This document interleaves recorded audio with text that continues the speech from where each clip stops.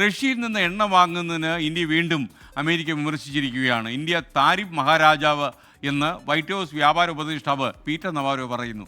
ഇന്ത്യക്ക് ചുമത്തിയ 50% തീരുവ ഈ മാസം 27 തന്നെ പ്രാബല്യത്തിൽ വരുമെന്നാണ് പീറ്റർ നവാരോ വ്യക്തമാക്കുന്നത്. ഇന്ത്യക്ക് വലിയൊരു അടിയാണ് വിപണന രംഗത്ത്. ബിസിനസ് ഡെസ്കിൽ നിന്ന് ഈ വാർത്തയുണ്ടാക്കുന്ന പ്രത്യാഘാതങ്ങൾ കൃഷ്ണ ചെറിയൻ അനലൈസ് ചെയ്യാൻ ചേരുകയാണ്. Krishna, good morning.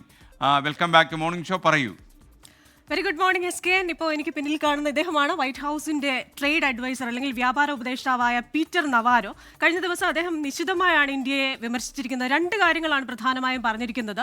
അതിലൊന്ന്, ഇന്ത്യ കാരണം അമേരിക്കയ്ക്ക് വ്യാപാര കമ്മി ഉണ്ടാകുന്നു. ഈ അമേരിക്കൻ ബിസിനസ്സുകാരെയും തൊഴിലാളികളെയും വേദനിപ്പിക്കുന്ന രാജ്യമാണ് ഇന്ത്യ. വഞ്ചകരാണ്, വ്യാപാര വഞ്ചകരാണ് ഇന്ത്യ, താരിഫ് മഹാരാജാക്കന്മാരാണ് എന്നുള്ള ആരോപണങ്ങളാണ് ഉന്നയിച്ചിരിക്കുന്നത്. അതിന് അദ്ദേഹം ചില കണക്കുകളും പറയുന്നുണ്ട്. റഷ്യയിൽ നിന്ന് 2022 മുൻപ് 1% താഴെ എണ്ണ വാങ്ങിച്ചിരുന്ന ഇന്ത്യ ഇപ്പോൾ 30 മുതൽ 45% വരെ എണ്ണ വാങ്ങുന്നു. അവർക്കങ്ങനെ എണ്ണ ആവശ്യമുണ്ടായിട്ടൊന്നുമല്ല.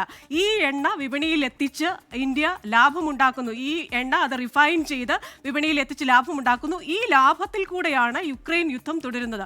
അപ്പോൾ യുക്രൈൻ യുദ്ധം തുടരാനിടയാക്കുന്ന ശക്തിയാണ് ഇന്ത്യ എന്നാണ് ഇപ്പോൾ അദ്ദേഹം പറഞ്ഞു വെച്ചിരിക്കുന്നത്. ഈ 2 ആരോപണങ്ങളാണ് പ്രധാനമായും ഇന്ത്യക്കെതിരെ അദ്ദേഹം ഉന്നയിച്ചിരിക്കുന്നത്. അതുകൊണ്ട് തന്നെ അമേരിക്കയുടെ വ്യാപാര കമ്മി കുറയ്ക്കേണ്ടതുണ്ട്.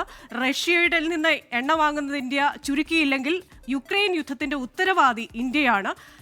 ക്രെംലിന്റെ അലക്കുശാലയാണ് ഇന്ത്യ എന്നാണ് അദ്ദേഹം ആരോപിച്ചിരിക്കുന്നത്. അതായത് ക്രെംലിനിൽ നിന്ന് വരുന്ന എണ്ണ വാങ്ങി അത് വെളുപ്പിച്ച് റഷ്യയെ കൂടെ വെളുപ്പിച്ച് ഇല്ലാതാക്കുന്നു എന്ന ഒരു ആരോപണമാണ് അദ്ദേഹം ഉന്നയിച്ചിരിക്കുന്നത്.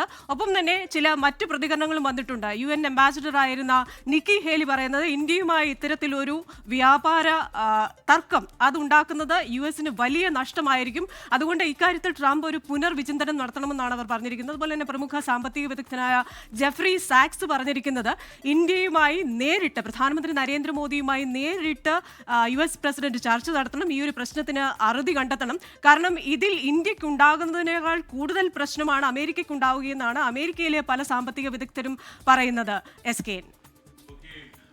Thank you. അതൊന്നും അമേരിക്കൻ പ്രസിഡന്റിനെ സ്വാധീനിക്കുന്നില്ല എന്നതും വളരെ പ്രധാനപ്പെട്ട കാര്യം.